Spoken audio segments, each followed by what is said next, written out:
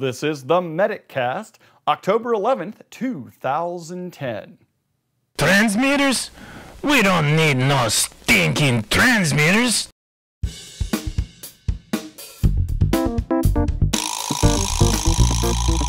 This is the MedicCast, a podcast for EMS providers by EMS providers, featuring EMS news, products, tips, tricks, and commentary. So grab your gear and glove up. Here's today's show with the pod medic, Jamie Davis. Well, good day and welcome to this week's episode of the MedicCast. I'm your host, Jamie Davis, the pod medic, and I'd like to welcome everybody to the show this week, fresh back from EMS Expo. And I saw a whole bunch of you last week. I know I talked about it in my brief recording last week before I posted the show. I was kind of just back in town, but I've actually had a whole week to let all of this soak in. I've been editing videos, so if you want to continue to get video updates from EMS Expo, check out the videos I'm posting in a couple of different places. You can find them over at MedicCast.tv. I'm also posting some of them over on the ProMed Network blog, blog.promednetwork.com.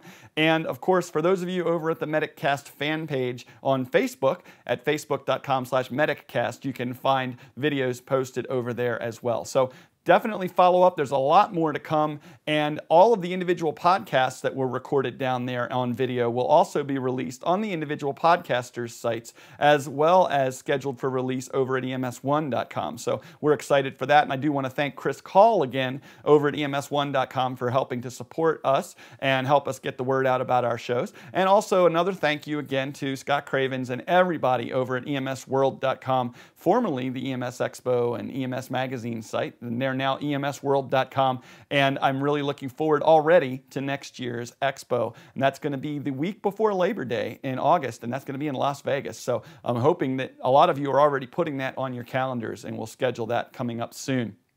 If you want to get back in touch with me, send me an email. You can shoot those emails off to podmedic@mac.com. You can also always contact me by leaving a comment over on the site or call in on the voicemail line. That voicemail number is 941-306-3342, 941-30-MEDIC, and I look forward to hearing from you. I will respond to every email and call I get in some way, either sharing it here on the show or sending you an email back. So give me a couple of days, but I will get back in touch with you. I look forward and enjoy hearing from each and every one of you, and we'll cover some of those contacts here coming up in the listener mail segment here in a few minutes.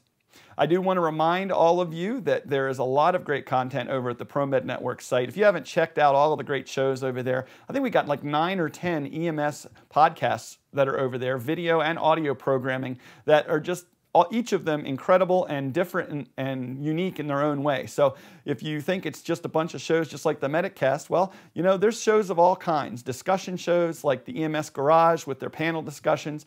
They have great programming like the First Few Moments episode, talking really about the first few moments of any call and situational awareness and planning and preparedness. And that's with Kyle David Bates and Rick Rosati. I'm going to leave some people out, so I'm not going to name any more, but there's just a bunch of them over there. And you can find all of those over at the ProMed Network. And I urge you to check them out. And again, you can find those at promednetwork.com. And there are links there back to each individual site's pages, so you can catch up with them that way. Let's jump into those listener emails right now, and I got a couple of them just to touch on here, not too many this week, but I do want to touch on one I got from Mark Glencourse. Now, a lot of you probably remember Mark Glencourse. He first was going to disappear from blogging, and he's now got his blog relaunched again, which we're all really excited about. If you haven't checked that out, it's the Medic 999, the UK Medic blog. Mark's a paramedic and nurse over in the UK, and he has great insights into patient care, both worldwide and, of course, focused on his own individual bailiwick, if you will. And Mark was checking in to find out, he was letting a couple of us know that he's going to be looking at starting a UK-based EMS podcast, which is awesome. And I can't wait to do whatever I can to help him with that. And I just thought I'd bring this up because not only because I can't wait to see this show, and I will be letting you all know about when he goes ahead and gets that project started, but I did want to remind you that there can never be too many voices in the discussions we hold on our programming. And you may have something that you're passionate about in EMS, something that you want to talk about and share.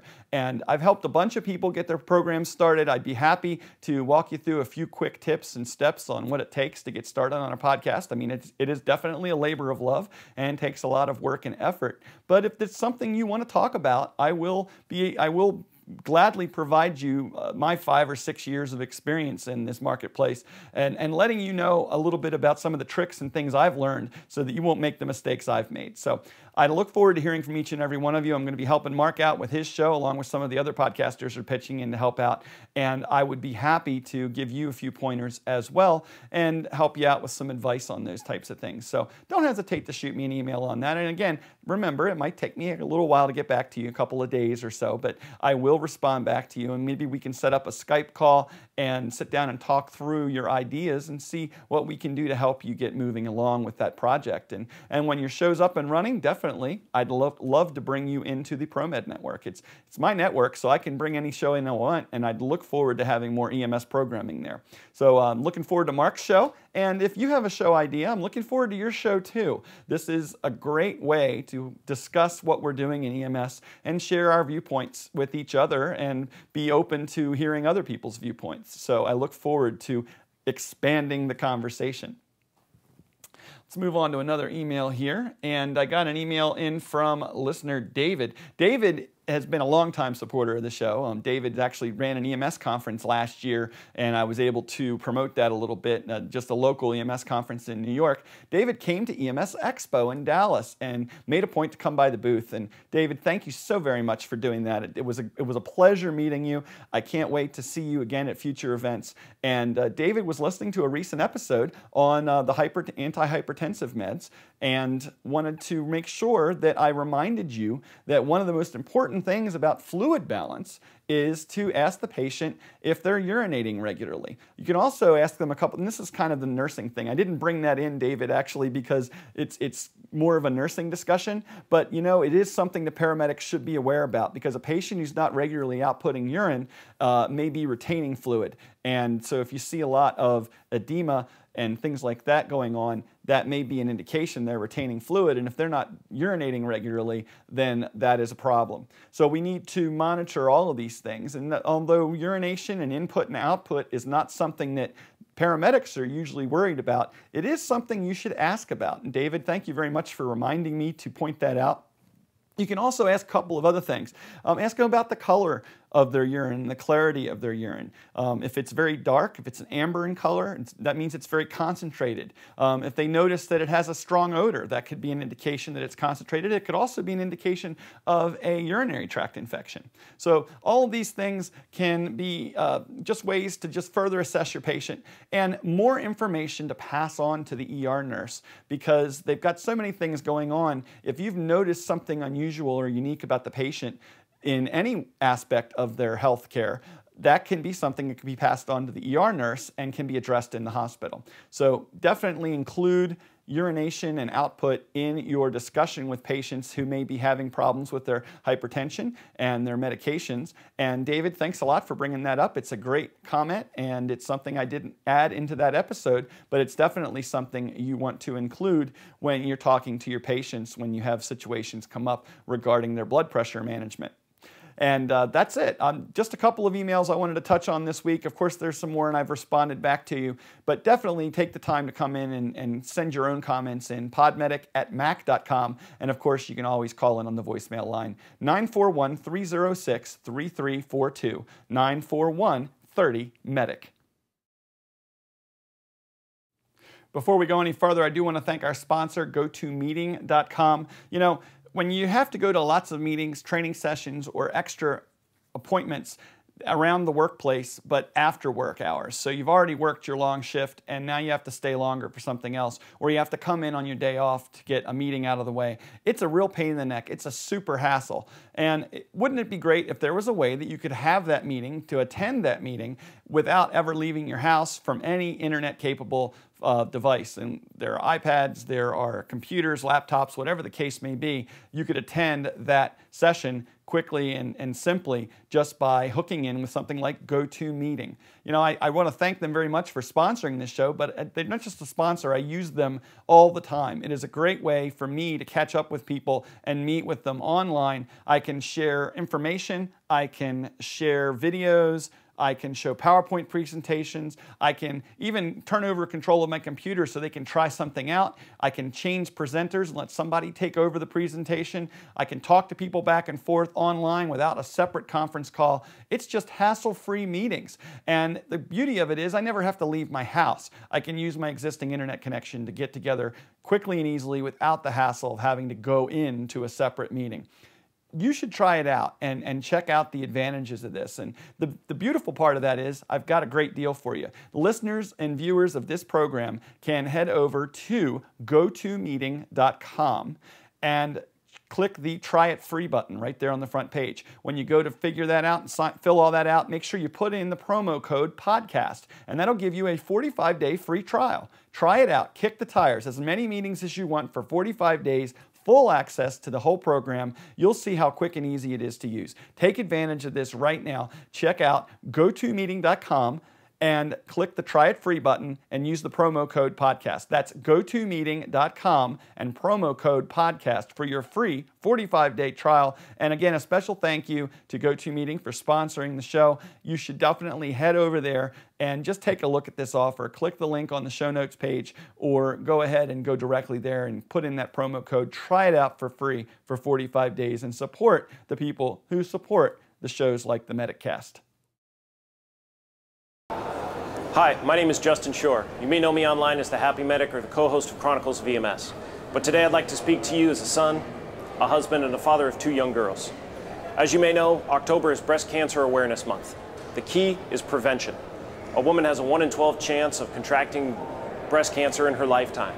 But if caught early enough and treated, 95% of those cases can go into remission after 5 years. We need to spread the word. We have a powerful medium to do it with. So I'm instituting an online challenge.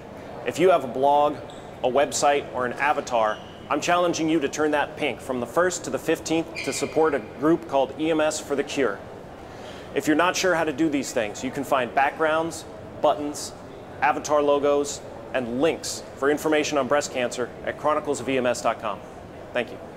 Let's jump on into the news segment now, and I'd like to start off with an article that came out a couple weeks ago, and it's looking at the obesity forecast. Yep. It's not good. And the problem is, of course, that so many of the chronic illnesses we deal with people later in life are directly related to their obesity levels. So somebody who's overweight is more likely to have congestive heart failure, more likely to have diabetes, more likely to have all kinds of associated issues such as hypertension, more likely to be having a stroke or a cardiac arrest and have cardiovascular disease. All kinds of things associated with this. And the numbers are not good. In fact, the U.S. is leading the industrialized world. It's a problem everywhere in first world countries, and the U.S. is, of course, leading the charge in the obesity war, and we are going to be 3 out of 4 Americans overweight or obese by 2020. 10 years from now, folks, and the numbers are going to be staggering. They're already pretty staggering now, and I think it's something that we should be aware of. We just had an article here on the show a couple weeks ago about a department refusing to assist in the lift of a 700-pound woman on her way home from a hospital stay, and fire department was not going to come out and assist an ambulance company and transfer. This was, of course, a routine transfer, not a 911 call, so that was their policy. But these types of problems are going to continue to escalate. We're going to have more and more overweight patients causing more and more back strain in our industry. And we need to do more to make sure that we have safe lifting practices and routines and policies in place in our workplace, because our challenges with overweight bariatric patients is only going to continue to increase. And this forecast is ominous news in that regard. So you should definitely get together with your supervisors and educators and start looking at your own bariatric handling procedures and policies and start enacting and getting the right equipment on board to do the job right. I saw a lot of stuff about bariatric care and lifting assistance at EMS Expo last week, and I expect that that trend is going to continue to increase because we just can't keep losing people to lower back injuries and chronic back problems because we're having to do all these lifts on our own without any mechanical or person assistance. So hopefully this will change, and I think that the scrutiny that we put on it here on the MedicCast, and you can put on it in other places by contacting and talking about it in your workplace, is a very important thing to do so that we can continue this discussion and continue to improve on the resources available to us in the field. Next up is an article about pandemics and news. So news coverage of the pandemic. Is it a good thing? Is it a bad thing? This time last year, we were talking about swine flu, and we were all up in arms, and the news was putting out a lot of sometimes bad information, and they were getting blasted by me and other medical programmers, podcasters, and writers because of just the bad information they were sharing.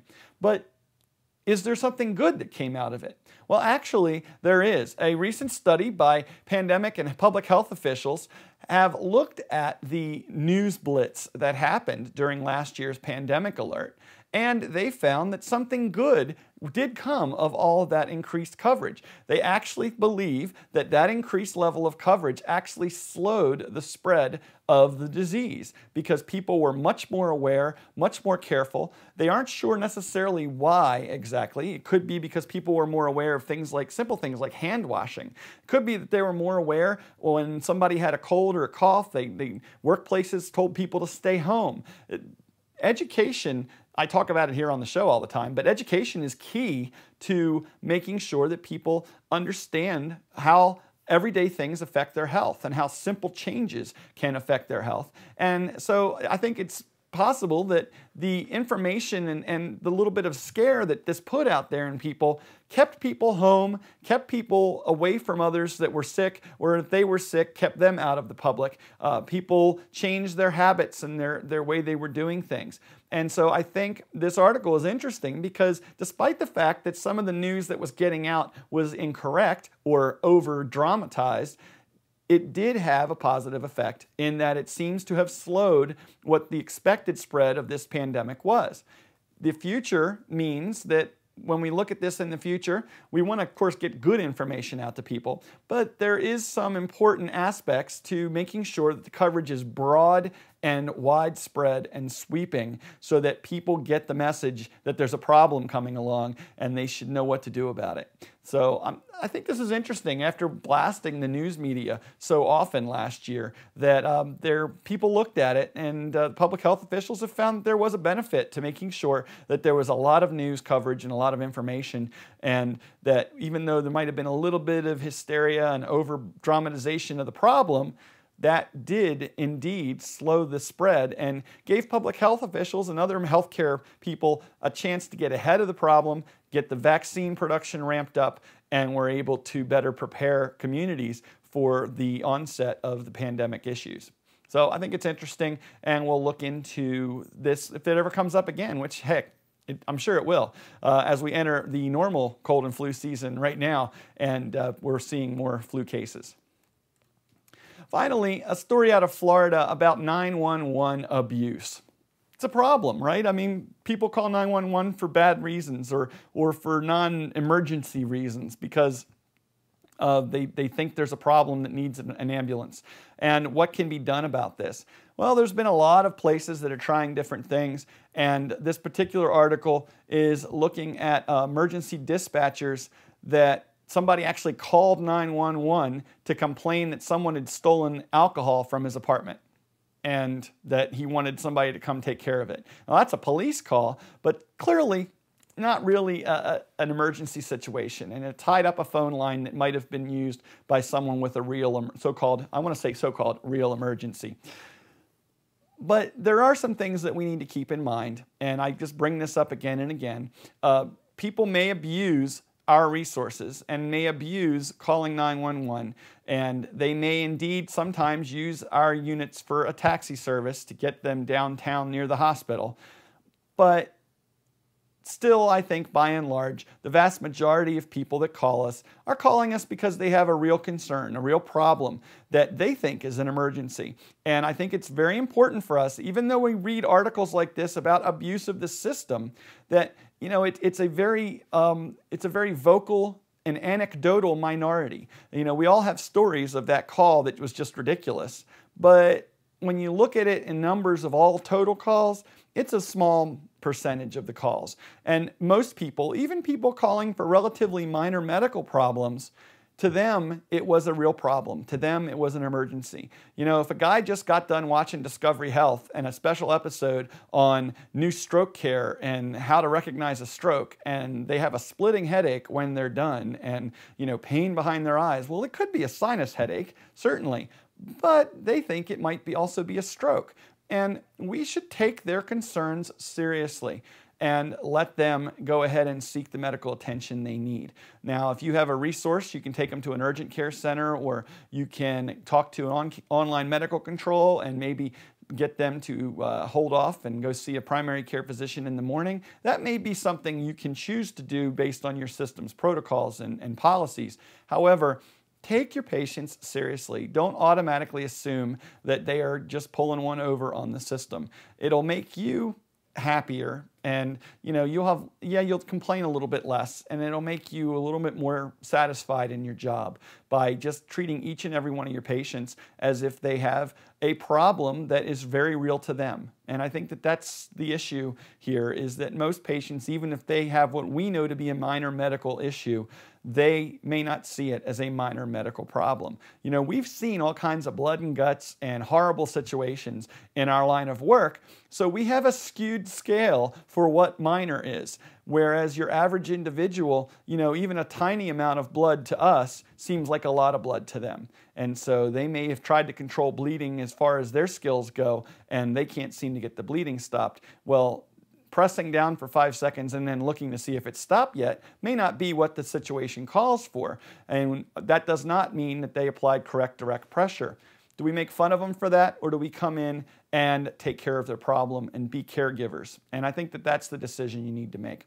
So I like this article about 911 abuse. I think it's something we need to be aware of, but I do want to caution you to not automatically assume that every call that you get that you may not think of as a real emergency is someone purposefully abusing the system. If you'd like to find links to these articles in the show notes, you can do that over at mediccast.com/blog. Go ahead and check out the links there, the show notes links right there at the top of the page, and you can go ahead and click on that. You'll find the most recent episode listed first, and of course all the other episodes down below that. Go ahead and find the episode you're looking for and follow up on these links to news items in the show notes. Next up is a really special segment. I got an opportunity to interview Infusion nurse Cora Vizcarra.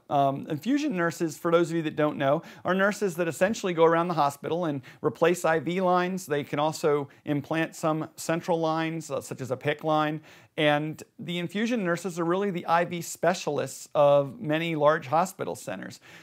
Cora is a former president of the Infusion Nurses Society and also the author of the great blog, infusionnurse.org. And I would urge you to check it out. I mean, we are also, at least paramedics and medics and some EMTs, IV specialists in our field.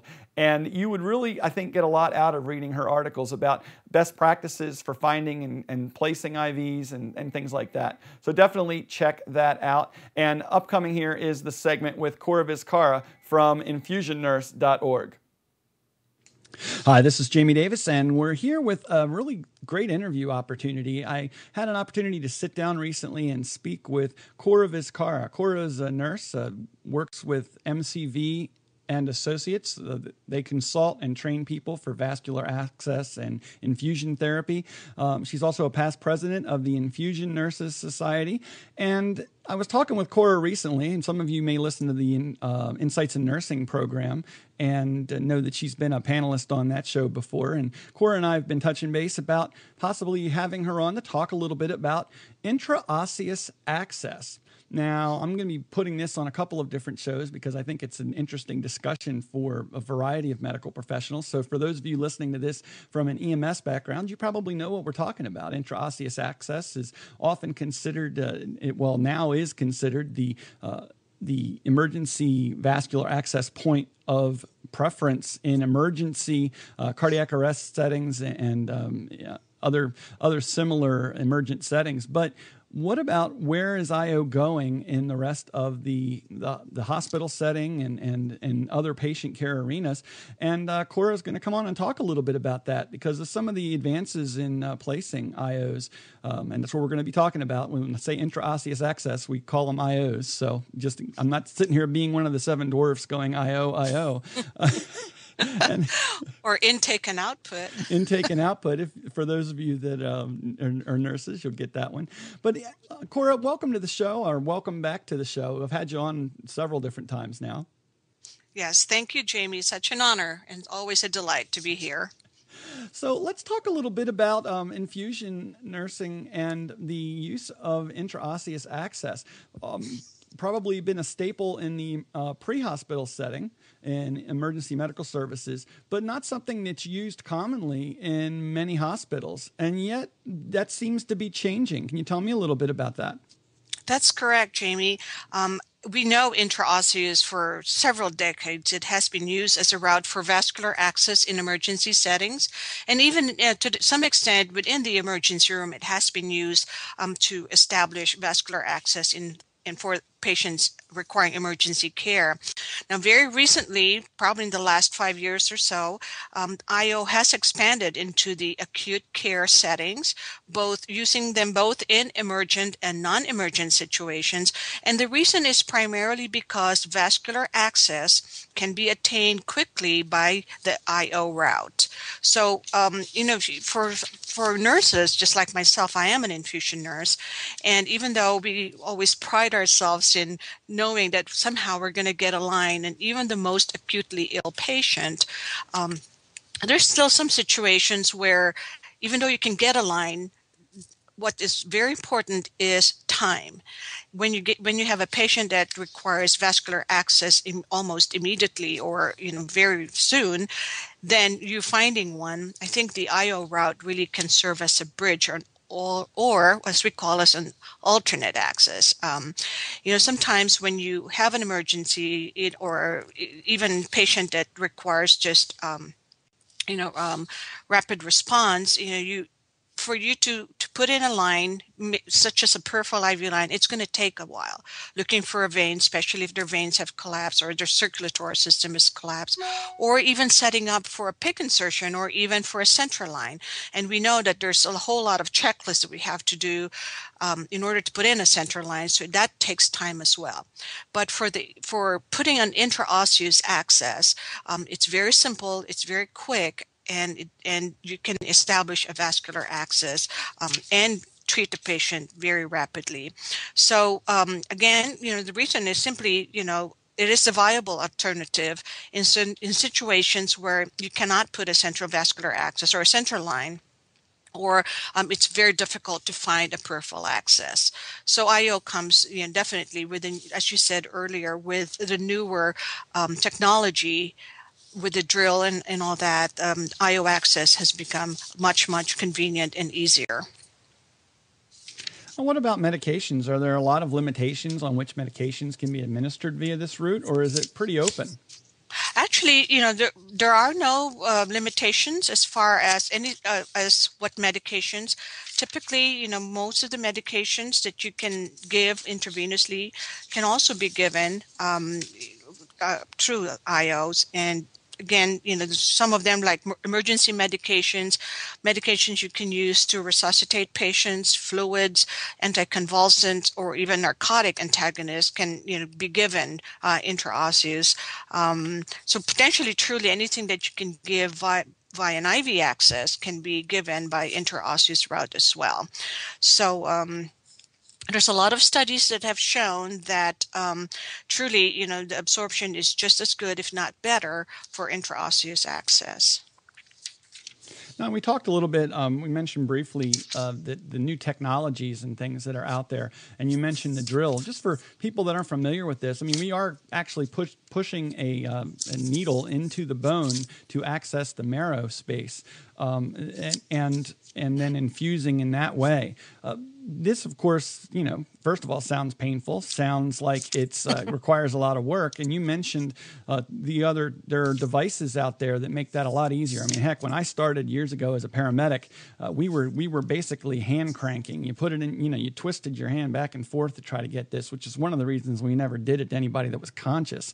But this has changed. That's correct. There's a lot of new technology now. Before, like you said, they were using spinal needles and they were drilling it into the sternum. And for the most part, patients weren't complaining, obviously, because most of them, as you said, were unconscious or in a coma. And then, the technology as well as the devices itself really has changed. Now there's a lot more battery-powered, spring-loaded, impact-driven devices that are available, for people to use. Like some examples would be the Fast One. And these are the ones. It's impact driven, and then some of the other ones that might be familiar to people are the big or the bone injection gun, which is both used in adult and pediatric. And then we have, of course, the drill, which is the EZ-IO. And again, that one is just very simple. It's a hand drill, almost like something that you would use to drill screw into a wall, and it's battery powered, but it has a very specially designed needle tip and can be used for intraosseous. So most of them are actually really very easy. You still have to be trained and to know how to use it. And the flow rates are almost equivalent to that of a peripheral IV. There's fewer complications and obviously very low infection rate. And one thing that's very important is that you are actually drilling it into the intraosseous space within the bone marrow, and in there's a thick network of fibrin. And so in order to get good maximum flow, then you need to get into that fibrin, the mesh, the thick fibrin network, and after you get in there, then you could infuse pretty much at a very good rate, enough that you can resuscitate a patient.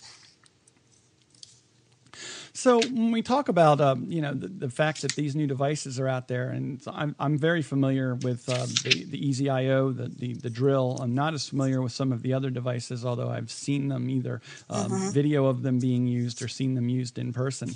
But I know that one of the things that's changed significantly is the fact that you have access literally within seconds. I mean, you cleanse your area, and then you take the drill and you're in. And I mean, it's almost as quickly as I just said it. I mean, literally, you squeeze the trigger, you apply it, you're in, and then it's just a question of making sure you've got a patent line. That's exactly right. If it's the prep for the intraosseous, depending on where you put it, it's either in the proximal humerus, proximal tibia, or distal tibia.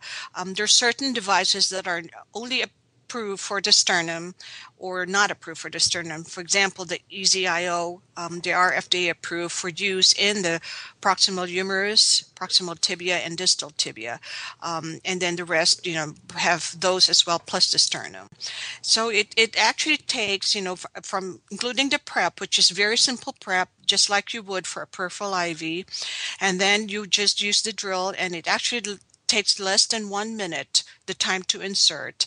Compare that to the peripheral IV insertion, which would take about 10 minutes, depending on whether you can find a vein or not.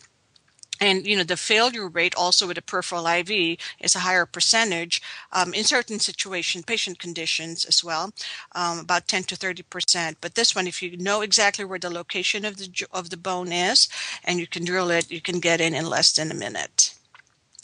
So, so it is truly, again, 90% of the access is you can get in less than 10 minutes. So much quicker than an IV. Yeah, you're not sitting there and holding their arm up to the light and having them roll on their side and all the tricks we've tried over the years.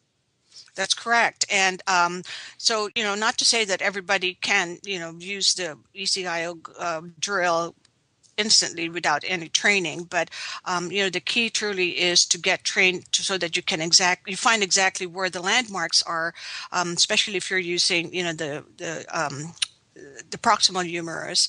It's very easy, and there's a way that you can get to, you can find landmarks, so you can find exactly where you can drill. And once you find that, then the drill comes in really easily, and you can establish vascular access quickly. And same with the proximal tibia and the distal tibia as well.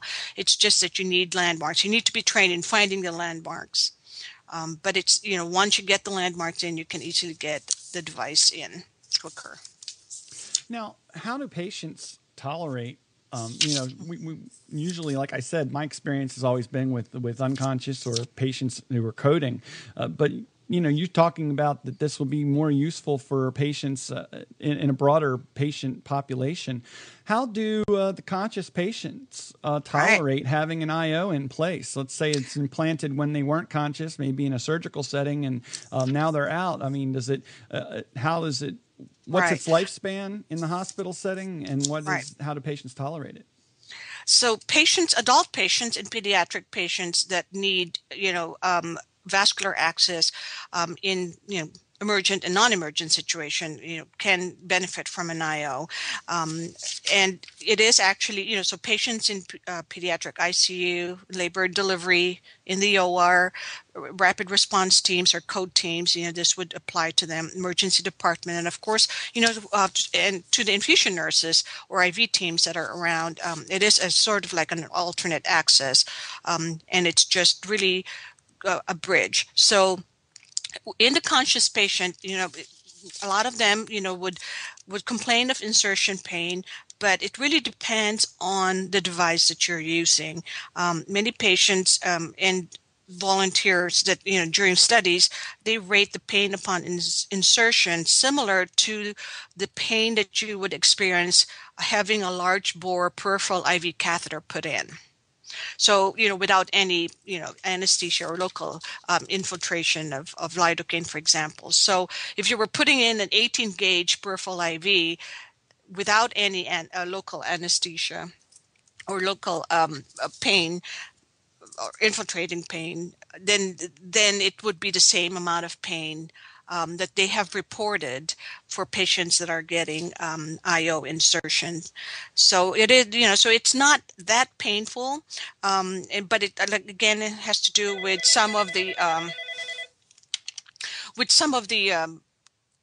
or with the kind of device that you're actually using. So that has something to do with that as well. So the other thing that they could do is they could also give them lidocaine, but most patients actually complain of the pain not during the insertion but during the infusion, because the intraosseous space is a non-expandable cavity. Then they would, sometimes would experience pain. So it is advisable to infuse lidocaine or during the infusion to alleviate the pain that the patient is experiencing. The recommendation for an IO, the dwell time for an intraosseous access is 24 hours. And again, it's really just considered to be a bridge. And what that is that, it gives you enough time to determine what's the next best vascular access after you have bridged the patient to a more stable condition.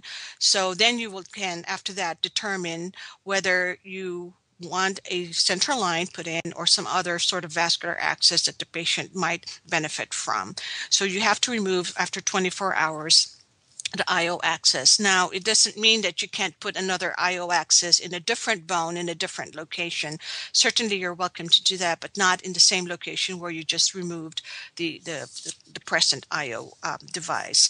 So it is really just for 24 hours. And right now, there are no studies beyond that yet. I think they're continuing to evaluate that. And then as far as going back to the pain, the recommendation is to consider giving 2% lidocaine without preservative for patient responsive to pain prior to flushing. And then otherwise, patients generally, like I said, don't experience pain afterwards, and they don't experience pain also during removal. So it's not very painful, but most of the pain is related to the insertion pain, to the infusion pain, more so than it is insertion. Cora, what about those patients that are that have maybe some sort of a bone disorder? Patients such as elderly females with osteoporosis. Is there a limitation on when we can and can't use IO access for certain patients? There are. Of course, when you have a fracture to the targeted bone, where you were going to put the intraosseous access, that is a contraindication. Anytime that there's a past orthopedic procedure that was done to the limb where you're where you're targeting to put the IO access, that's also a contraindication. When you have put in an IO access in the past 24 hours in that bone, you can't, like I said earlier, reuse that. When there's infection at the insertion site, or of course, when you are not able to locate the landmarks, or there's just excessive tissue around the shoulder or the ankle that you're not able to locate your landmark, that is also a contraindication. But if a patient has a surgical scar over a joint, or say that they have a titanium appliance like a knee replacement or ankle replacement within the joint itself, then they generally cannot be penetrated even by the ECIO. So you can simply just use the other sites that are approved by the FDA for the ECIO.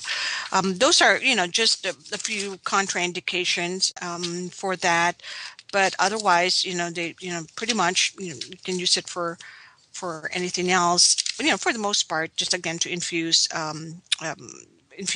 for alternate access for infusion. So the complications are, very rare, but sometimes can happen. You can have some osteomyelitis that can occur. And although it's very rare, it's very low, and the incidence is truly very low. Now, extravasation could occur as well, although again, it's something that hasn't been studied very much yet. But it also depends as well with the design. It has to do with the design of the needle itself. The ECIO, it's uniquely designed so that the tip cuts right into the bone rather than using force to enter the bone. This allows a minimal discomfort, of course, upon insertion.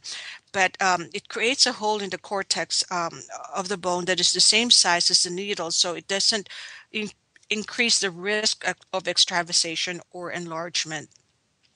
Or dislodgement, unlike the other designs of some of the other IO access where there's several needles at the tip. So it really just, cores the bone and can increase the risk for extravasation.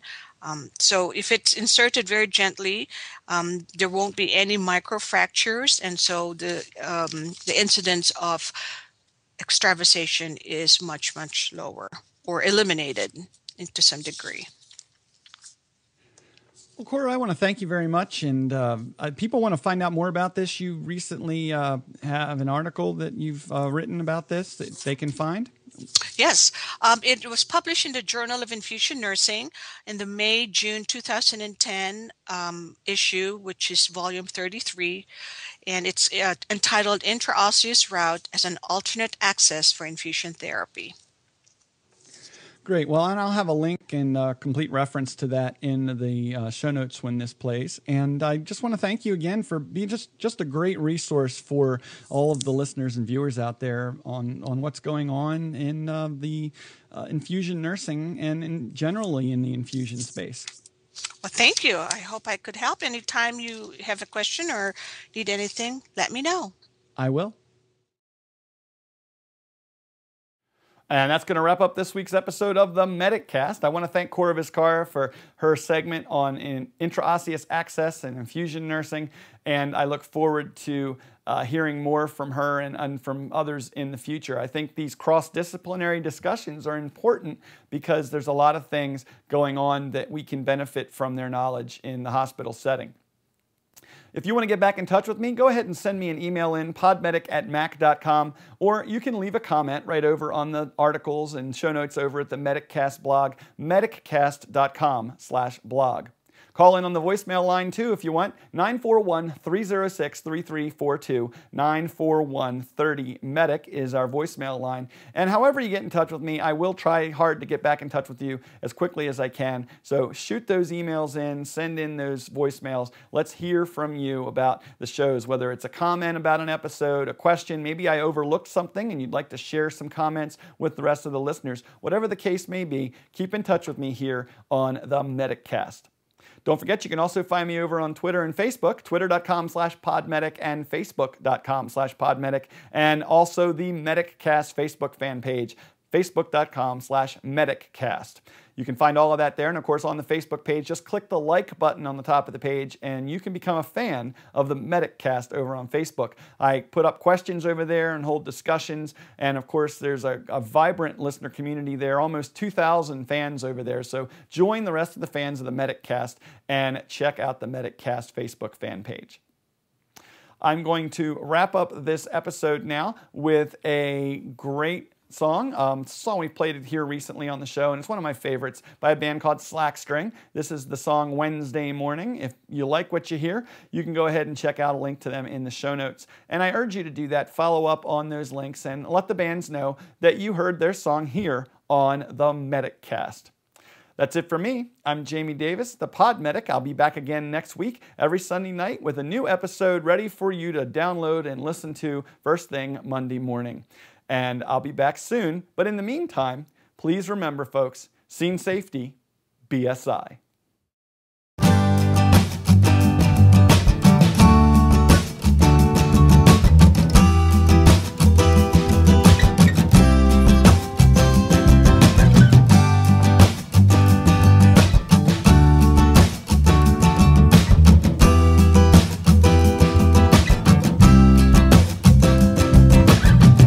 Stepped out on my doorstep, Wednesday morning looked real fine. Took a glance at my wristwatch, 8 a.m. I read the time. I left my little girl sitting pretty in the bed. Stretched my arms, I touched the sky, time to clear my weary head. Wednesday morning, take my blues away. Wednesday morning, it's gonna be a brighter day. Wednesday morning, it's come so many times before. I used to frown upon my life, but I'm not going to anymore. I waved to Mrs. Johnson, I saw a schoolboy skipping by. I took a dome to my head, what a feeling, what a high. Clapped my hands, kicked up my feet, danced around the yard so sweet. I listened to the birdies sing, the music was a treat. Wednesday morning, take my blues away. Wednesday morning, it's gonna be a brighter day. Wednesday morning, it's come so many times before. I used to frown upon my life, but I'm not going to anymore.